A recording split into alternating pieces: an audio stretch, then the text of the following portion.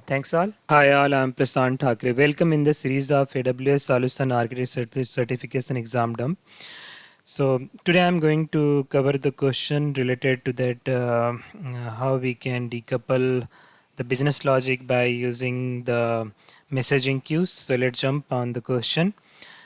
A company has a web application that makes requests to a backend API service. The API service is behind an elastic load balancer running on Amazon EC2 instances.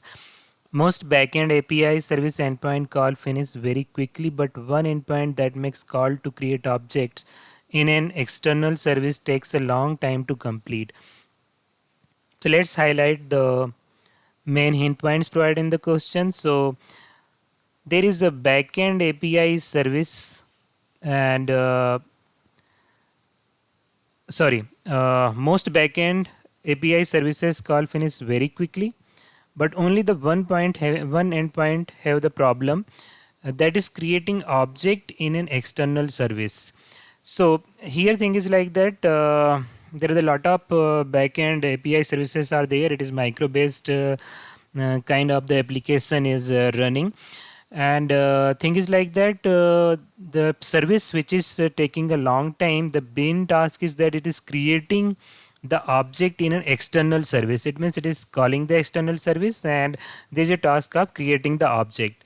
This long running calls causing the client timeout and increase overall system latency.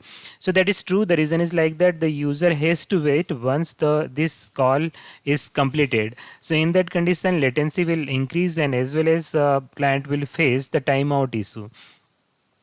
What should be done to minimize the system throughput impact of the slow running endpoint? So we need to try to resolve the problems related to that slow running endpoint. So let's jump on the option. Change the EC2 instance size to increase the memory and compute capacity. So here the service which is running outside of your application is taking long time, not which is running inside your VPC. So reason is that if you are so thing is like that if you are using if you are creating if you are taking a bigger instance or going for the more compute power, it is not going to resolve. So I am marking it as a wrong answer. Next is that use Amazon SQS to offload the long running request for asynchronous processing by separate workers. So thing is like that here we are delegating the task. We are just keep on sending the task to the Amazon SQS and user no need to wait because it will become a async call and user will not face any timeout issues. So here it looks good to me that we are adopting the asynchronous processing approach where the task will be done and after that we can notify to the user and it can be handled by the separate worker. So this is the correct answer. We will go in detail into the next slide what exactly is the SQS and how we are going to use in such kind of scenario. C is increase the load balancer idle timeout to allow the long running request to complete. So load balancer is not going to help you and you cannot get rid of the higher latency and as well as the timeout issues. So I'm marking it as wrong.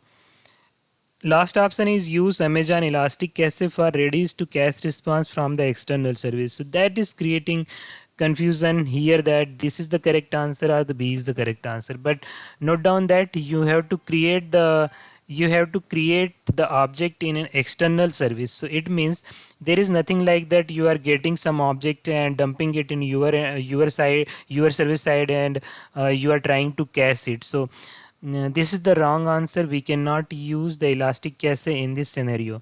So let's jump on the diagrammatic view. So here the user is calling that service by using the publisher endpoint and then we are sending this message to SQS to offload the messages, and here we can have the uh, lambda for the better scalability, so that if suppose there is a flood of SQS messages, it will be get handled by the multiple lambdas, and concurrent requests can also be processed and it will communicate with the external service, and once the task is done, it can save to the DynamoDB and then it can be notified by using EC2 instance or also by using the lambda to the user. So this is the correct answer, that by using the SQS you can offload your long running requested, so that user will not face any timeout issue and he will not face the latency problem.